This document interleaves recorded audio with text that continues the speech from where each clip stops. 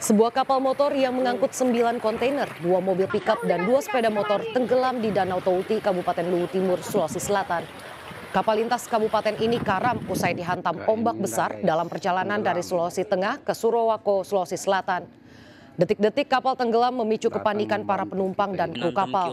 Meski demikian, dari 20 penumpang yang ikut dalam perjalanan, seluruhnya berhasil diselamatkan warga menggunakan perahu kayu. Warga dibantu petugas masih berupaya mengevakuasi mobil yang terapung. BPBD Luwu Timur masih menyelidiki penyebab kapal tenggelam. Sebanyak 78 rumah warga di Brebes, Jawa Tengah rusak akibat bencana tanah bergerak. 35 rumah diantaranya nyaris ambruk dan membahayakan untuk penghuni.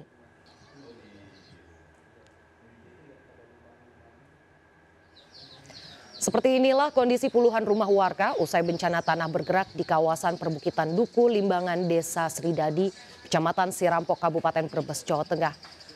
Tembok rumah warga retak bahkan terbelah hingga kedalaman 1 meter. Pondasi rumah juga bergeser dan tak mampu menopang bangunan. Menurut warga, bencana tanah bergerak sudah berlangsung 3 bulan. Diawali dengan retak di dinding, namun beberapa pekan terakhir usai hujan deras kondisi bangunan makin mengkhawatirkan. Total ada 78 rumah yang terdampak bencana tanah bergerak, 35 rumah diantaranya nyaris ambruk. Para pemilik rumah mulai mengevakuasi barang dan perabotan dan mengungsi ke rumah saudara. BPBD mengimbau para pemilik rumah untuk tidak nekat tinggal di rumah yang rusak untuk mencegah korban jiwa. Hujan deras dari sore sampai jam 10 malam, sekitar jam 10 malam, itu memang mengakibatkan retak yang luar biasa sehingga resapan air masuk ke dalam rumah, sehingga imbasnya ke bawah juga ke sana ikut retak dan banyak yang rusak. Total ada berapa rumah? Total ada 78 rumah, 35 rusak berat. Pemirsa, gara-gara sengketa lahan, sebuah sekolah dasar negeri di Kabupaten Probolinggo disegel ahli waris. Pihak ahli waris menutup sekolah karena merasa sekolahan tersebut adalah miliknya. Akibatnya puluhan murid terlantar.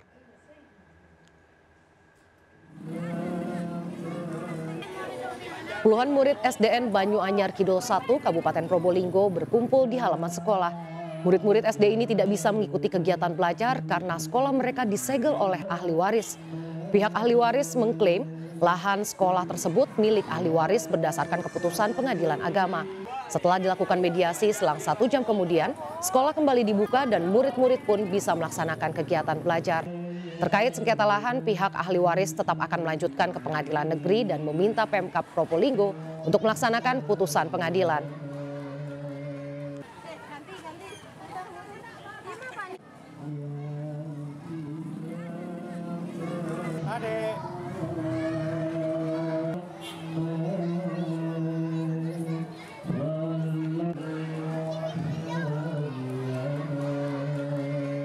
Konten creator Samsudin Jadab atau Gus Samsudin terancam dijerat pasal berlapis terkait pembuatan video ajaran sesat tukar-menukar pasangan.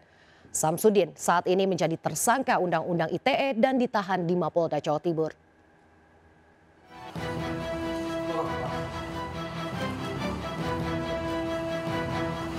Polda Jawa Timur menetapkan Samsudin sebagai tersangka kasus pembuatan video ajaran sesat tukar-menukar pasangan. Samsudin dijerat Undang-Undang ITE dengan ancaman maksimal 6 tahun penjara. Tak hanya Undang-Undang ITE, Samsudin juga akan dijerat dengan pasal penistaan agama. Penyidik akan melakukan gelar perkara dan mendatangkan ahli agama untuk menentukan pasal penistaan agama. Hal ini karena video yang dibuat Samsudin bersama 2 rekannya telah menimbulkan keresahan publik.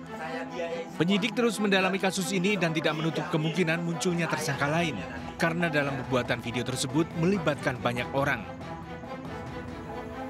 Dikhawatirkan karena dia masuk unsurnya untuk membuat suatu informasi yang meresahkan dan membuat keonaran di masyarakat. Jadi Samsudin apakah ada tersangka lain? Calon tersangka yang lain ada, tapi kita masih terus mendalami perannya sejauh mana dalam pembuatan konten. Sebelumnya Samsudin dijemput paksa dari padepokannya di Blitar, Jawa Timur. Kepada penyidik, Samsudin mengaku membuat video ajaran sesat yang membolehkan anggotanya bertukar pasangan meski telah menikah. Menurut Samsudin, video tersebut sengaja dibuat hanya untuk menaikkan penonton dan subscriber di kanal YouTube yang ia kelola.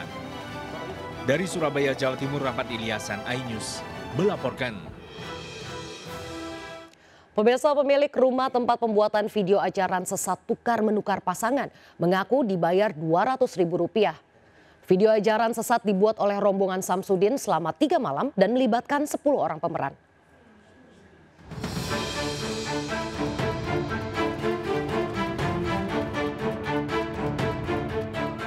Rumah milik Lahuri di Dusun Jatinom, Desa Jatilengger, Kecamatan Ponggok, Kabupaten Blitar inilah yang dipakai untuk lokasi pembuatan video ajaran sesat oleh Samsudin dan rombongannya. Pembuatan video mengubah ruang tamu rumah sebagai tempat seorang memberikan wejangan kepada anggota kelompok dalam video. Selama pengambilan gambar, di ruang tamu ini diberi banner berukuran besar, namun saat ini telah disita polisi. Pemilik rumah mengaku dibayar Rp200.000 sebagai biaya sewa pembuatan konten video rumahnya yang berlangsung selama 3 malam. Nah, karena mau membuat konten, ya secara kebetulan anak saya itu juga anak buah dia, daripada di tempat orang lain, di rumah nggak apa-apa, saya gitu. Cuma kalau mau bikin cerita apa, saya kurang tahu sama sekali karena saya juga di luar. Sebelumnya saat diperiksa Polres Blitar terkait lokasi pembuatan video, Samsudin memberikan keterangan berubah-ubah yakni di daerah Bogor dan di Blitar. Dari Blitar, Jawa Timur, Robi Ridwan, iNews melaporkan. Pemirsa, hari-hari belakangan ini masyarakat semakin terhimpit dengan naiknya harga-harga kebutuhan pokok. Lalu bagaimana cara mereka bertahan di tengah kenaikan harga tersebut? Berikut Rakyat Bicara bersama Amrina Rida dan juru kamera Cemi Justin.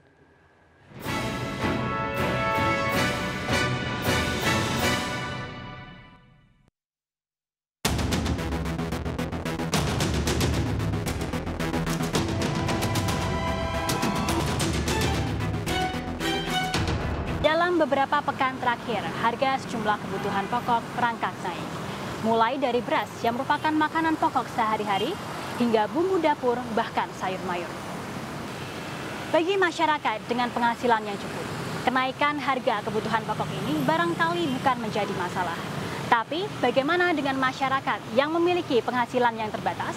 Bagaimana cara mereka menyiasati kenaikan harga kebutuhan pokok ini?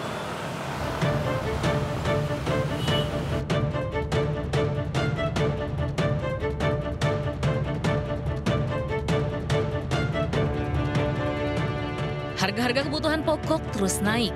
Sejak awal tahun, mayoritas harga sembako mengalami kenaikan.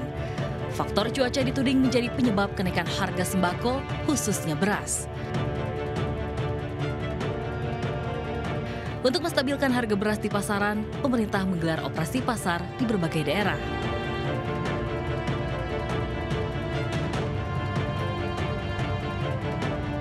Kalau kemarin pas di operasi pasarnya di kelurahan itu beli apa aja, Bu? Beli beras, Mbak. Ya, satu orang dijatahnya 10 kilo. Ya murah sih, Mbak, nebus ya. Bagus deh pokoknya buat untuk ngebantu warga-warga gitu, Mbak. Bu, kalau sekarang kebutuhan pokok harganya lagi naik semua. Ibu sendiri sebagai warga nyiasatinya gimana nih? Gimana ya sekarang? Lagi ini juga sih, Mbak, nyari duit kayak gini ya. Iya, lagi susah. Bu, kalau Ibu biasanya sebelum harga naik ini biasanya beli beras jenis apa, Bu? Beras ya itu di Indomaret kayak di Alfa gitu, literan juga. Cuma sekarang beras di warung juga kan kayak ini lagi naik begini, Mbak. Cuman kan kayak agak-agak jelek gitu. Iya. Ini karena ada bantuan dari kelurahan juga lumayan sih, nggak bagus. Karena saya masaknya juga agak jarang. Cuman kan ini beras kan lagi mahal ya, Mbak, ya gitu. Ya mau ngebantu-bantu warga aja sih, Mbak. Aduh, nyari duit lagi begini ya, Mbak, ya. Beli apa aja juga kayak gimana gitu buat diirit-irit juga kita gitu aja, Mbak. Sembako barang-barang yang ini kayak cabai gitu ya, Mbak, ya. Sekarang kan cabai ini juga semua lagi pada mahal ya, Mbak. Gimana caranya gitu ya biar warga bisa ini juga gitu, Mbak, ngebantu kita. Berarti Ibu harapannya ke pemerintah semoga bisa turun lagi tuh harga-harga sembako, beras gitu aja, Mbak, bahan-bahan pokok gitu.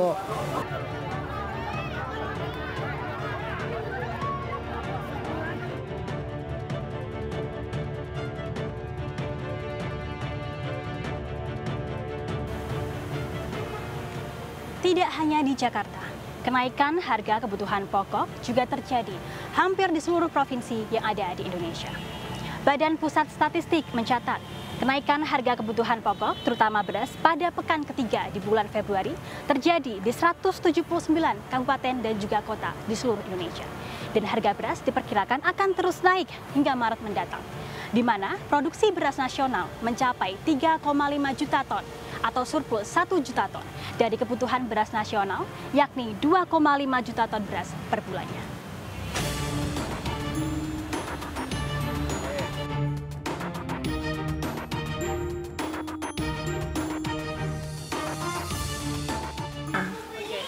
Tapi kalau Ibu sendiri pas beli beras, biasanya beli beras jenis apa sih, Bu? Beras yang itu deh di warung, kita mah kalau beli eceran di warung. Biasanya emang berapa Bu harganya, Bu? Mahal teh 15.000. Sekarang?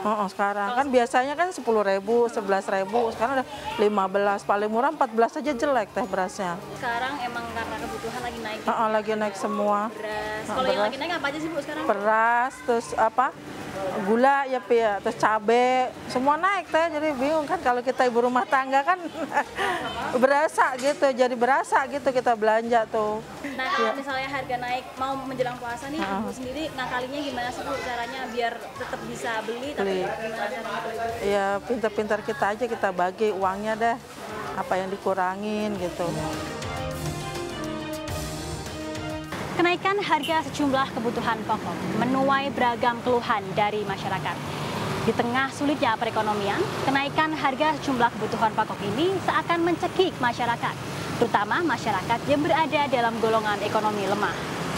Pemerintah harus lebih memperhatikan bagaimana cara untuk memenuhi kebutuhan pangan, bukan hanya dengan bansos atau bantuan sosial yang memiliki dampak sementara, tapi dengan upaya serius untuk lebih meningkatkan kebutuhan pangan nasional. Demikian Rakyat Bicara kali ini bersama saya Amrina Rida dengan juru kamera Jamie Jasid. Sampai jumpa pekan depan. Selain harga beras yang masih mahal, harga sembako terutama telur juga terus naik menjelang Ramadan. Warga berharap harga-harga sembako terus turun terlebih mendekati bulan Ramadan yang tinggal sepekan lagi. Dan berikut laporan Wenda Nura dari Pasar Rawasari, Jakarta Pusat. Pemirsa, harga sejumlah sembako terutama beras dan telur di Pasar Rawasari, Jakarta Pusat dapat kami informasikan masih mengalami kenaikan. Untuk harga beras meski sudah berangsur turun namun memang masih belum kembali ke harga normal. Untuk beras dengan kualitas medium saat ini harganya di kisaran 12.500 hingga 13.500. Dari harga normal hanya di 10.000 hingga 12.000 rupiah saja per liternya. Dan sedangkan untuk beras dengan kualitas premium saat ini di kisaran harga 14.000 hingga 17.500. Dari sebelumnya harga normal itu hanya di 13.000 hingga 16.000 rupiah saja. Penurunan harga ini sudah berangsur setelah pemilu berakhir, yang mana sebelumnya sempat melonjak naik itu sebelum sekitar 2 minggu sebelum pemilu. Jadi untuk harga beras medium itu sebelumnya di 14.500 hingga 16.000 dan untuk harga beras premium itu bisa mencapai 18.000 rupiah. Sementara itu berbeda dengan harga beras yang sudah berangsur turun, harga telur justru naik bertahap dari harga normal sekitar 27 hingga 28.000, saat ini bisa mencapai 31.000 rupiah per kilogramnya. Dan kemungkinan masih ada kenaikan kembali menjelang Ramadan. Dan warga tentunya berharap harga sejumlah sembako ini mengalami penurunan agar bisa memudahkan penjual dan pembeli. Penjual untuk menjual barang dagangannya dan juga pembeli untuk membeli dagangannya. Dari Jakarta, Wenda Nura, Nadifa Aidin, iNews melaporkan. Terima kasih masih bersama kami. Pemirsa, ratusan ribu warga daerah penyangga ibu kota seperti Bogor, Depok, Tangerang, dan Bekasi yang masih memiliki KTP DKI Jakarta namun tidak tinggal di Jakarta akan dinonaktifkan. Di Tangerang Selatan saja ada sekitar 100 ribu warga pemilik KTP DKI Jakarta yang terancam dinonaktifkan.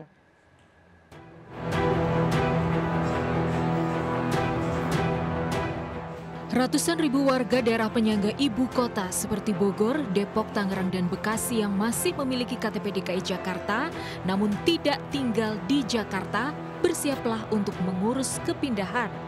Per 20 Maret nanti pemilik KTP DKI Jakarta namun tinggal di luar Jakarta akan dinonaktifkan.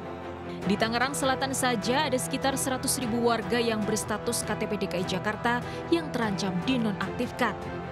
Jika nantinya terblokir, warga tidak dapat mengurus banyak dokumen seperti perpanjangan surat kendaraan, BPJS, hingga data bantuan sosial. Ada sekitar 75.000 sampai dengan 100.000. Begitu informasi dari Dukcapil Jakarta. Dan rata-rata memang sudah cukup lama, bahkan ada yang sampai 25 tahun. Pemprov DKI Jakarta akan menonaktifkan nomor induk kependudukan warga yang tidak berdomisili di Jakarta. Kebijakan tersebut untuk memperbaiki administrasi dan keakuratan data penduduk. Kebijakan ini dikecualikan bagi NIK DKI warga yang bekerja atau belajar di luar kota atau luar negeri. Juga bagi NIK DKI warga yang memiliki rumah atau aset di ibu kota. Pemprov DKI Jakarta terus mensosialisasikan kebijakan baru ini agar warga segera mengurus kepindahan sesuai domisili. Dari Tangerang Selatan, Banten, Tim Liputan News melaporkan. Pemirsa, diskon 20% tiket kereta api untuk pembelian tiket kereta jarak jauh komersial diserbu ratusan warga. Diskon tiket kereta api itu berlaku untuk pembelian secara langsung melalui booth KAI di 9 stasiun mulai kemarin hingga hari ini. Tarif diskon 20% untuk pembelian tiket kereta api jarak jauh komersial termasuk kereta mudik lebaran yang dibuka PT KAI langsung diserbu para pemburu tiket sejak pagi. Para pelanggan dapat membeli secara langsung tiket kereta ke Stasiun Gambir dengan tarif diskon untuk keberangkatan mulai 1 Maret 2024 hingga 45 hari ke depan. Calon penumpang memilih datang langsung ke loket karena terkendala mendapat tiket secara online. Sejumlah pelanggan mengaku sangat terbantu dengan adanya pembelian tiket on the spot tersebut. Meski demikian, tarif diskon tiket 20% tidak berlaku untuk kereta kompartemen, luxury, priority, panoramik, dan kereta wisata lainnya. Terbantu sih menurut saya karena kemarin sempat kendala ya pas mesen lewat online, tapi alhamdulillah dengan adanya langsung kayak gini juga antriannya teratur, lebih terbantu sih. Iya. Wah, untuk memudahkan ya dalam artian meringankan juga, ada diskon itu cukup bagus lah. Setiap tahunnya mungkin setiap tahun awal itu ada keringanan juga gitu, beban buat kita ya apa itu istilahnya bisa mengirit yang nantinya ada cucian-cucian lain gitu. Pemirsa, jelang masuknya bulan puasa, warga Jakarta berziarah ke makam. Seperti yang terlihat di TPU Karet Bifak sejak pagi tadi dipadati peziarah. Dan berikut laporan Ayu Pratiwi dan juru kamera Dias Triawan. Ya, pemirsa, memasuki bulan Ramadan, kawasan TPU Karet Bifak sudah mulai padat diramaikan oleh para pengunjung yang melakukan ziarah ke makam keluarga dan juga kerabat terdekat. Meskipun memang menuju ke bulan Ramadan masih terhitung lebih dari sepekan lamanya, namun mereka menilai mereka melakukan ziarah lebih awal untuk mengantisipasi kemacetan dan juga keramaian yang mungkin saja terjadi di kawasan TPU Karet Bifak ini. Dan para penziarah ataupun para masyarakat yang melakukan ziarah ini berbondong-bondong bersama keluarga, membawa bunga, kemudian membawa air mawar dan melakukan doa bersama di makam-makam keluarga dan juga sanak saudara. Dan bagi Anda pemirsa yang memang tidak sempat membawa bunga ataupun air mawar, tenang saja karena di kawasan pintu masuk menuju TPU Karet Bifak sudah banyak sekali pedagang yang menjual bunga dan juga air mawar yang dibanderol dengan harga Rp10.000 hingga Rp50.000 per kantongnya. Dari Jakarta, Ayu Pratiwi, Dias Triawan, iNews melaporkan. Pemirsa, memasuki hari keempat pameran kerajinan terbesar dan terlengkap di Asia Tenggara, Inacraft, hari ini ramai dikunjungi pengunjung. Pameran Inacraft kali ini diramaikan oleh 1.500 peserta dan sejumlah perwakilan dari negara asing. Untuk mengetahui keseruan pameran Inacraft, telah ada Indra Setiabudi. Selamat siang Indra, silahkan dengan laporan Anda.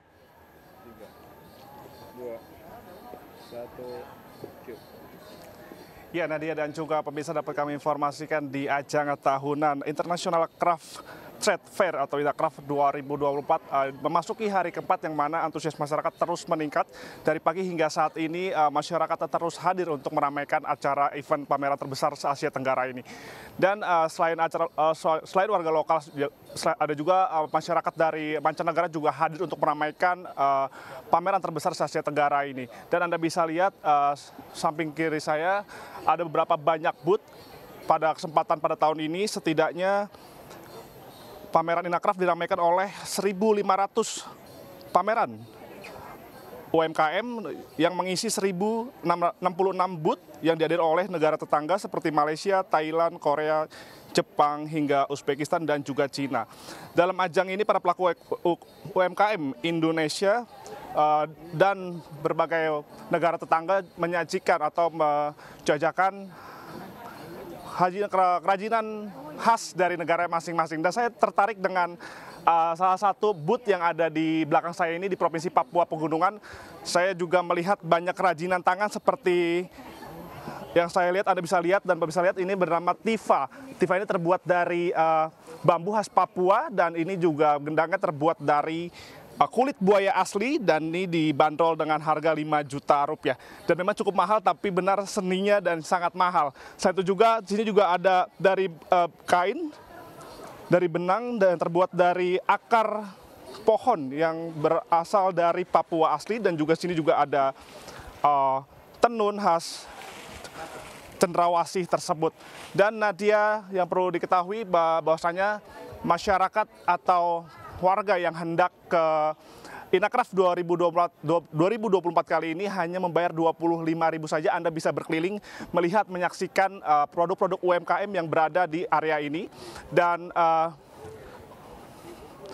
Anda juga bisa membeli dengan harga sesuai kantong atau keinginan Anda. Kembali ke Anda, Nadia. Wah, menarik sekali ya Indra. Terima kasih atas laporan Anda. Selamat bertugas kembali.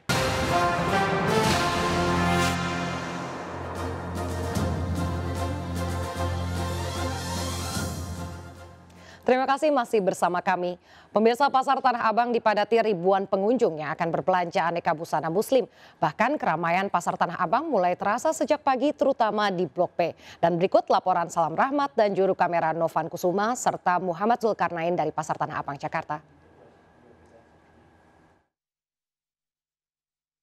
Ya, pemirsa, jelang bulan suci Ramadan, Pasar Tanah Abang kini mulai ramai didatangi pengunjung untuk mulai berburu baju dan juga aksesoris lebaran.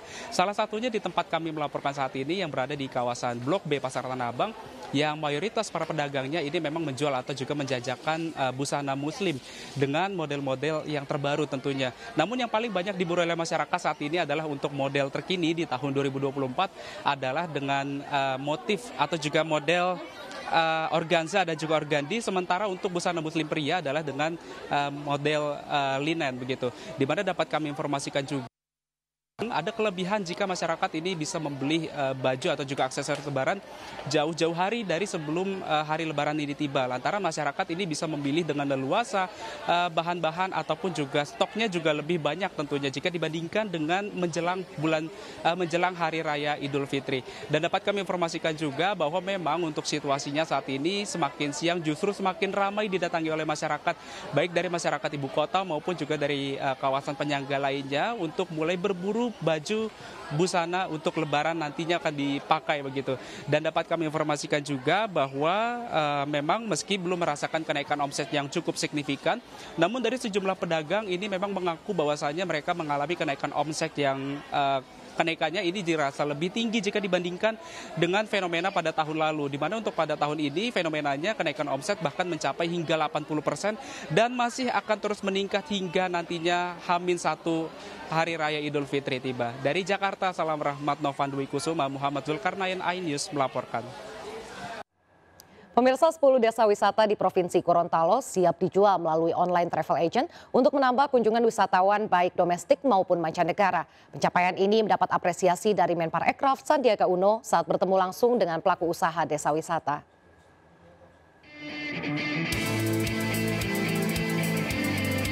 Menparekraf Sandiaga Uno hadir dalam acara Betty Dewi atau Beli Kreatif Desa Wisata yang digelar di Provinsi Gorontalo. Dihadiri para pelaku usaha desa wisata, Sandiaga mengapresiasi capaian 10 desa wisata di Gorontalo yang telah terkurasi baik dari produk ekonomi kreatif dan keindahan alamnya. 10 desa wisata itu siap dijual melalui online travel agent untuk meningkatkan jumlah kunjungan wisatawan. Hari ini luar biasa, 10 desa wisata terkurasi dari Provinsi Gorontalo siap untuk menjual produk-produk ekonomi kreatifnya dan keindahan alam. Paket ini kita onboarding ke online travel agent. Ada 5 online travel agent dan juga kita berikan akses pembiayaan. Sementara di Kabupaten Bone Bolango, Sandiaga Uno hadiri acara Green Kreatif untuk mengkampanyekan tentang ekonomi hijau, ramah lingkungan yang harus mulai diperhatikan oleh para pelaku usaha. Dari Gorontalo, Faradila Alim Ainus melaporkan.